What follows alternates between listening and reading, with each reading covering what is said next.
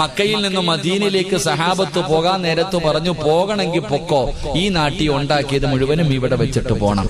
ഇപ്പൊ അത് തന്നെയാ പറയുന്നത്, ഇത് നിന്റെ നാടല്ല, വേറെ എങ്ങോട്ട് പൊക്കോളാൻ. അള്ളാഹു ഈമാൻ നൽകുമാറാകട്ടെ.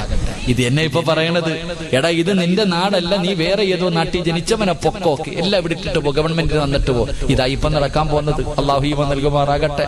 ആസാമിൽ അതാ നടക്കണ. ഇനി ഇങ്ങനെ കറങ്ങി കറങ്ങി ഇങ്ങനെ വരും. അല്ലോ ഇപ്പൊ നമ്മള് പറയും, ഉസ്താദ് കേരളത്തിൽ ഇത് നടക്കൂല.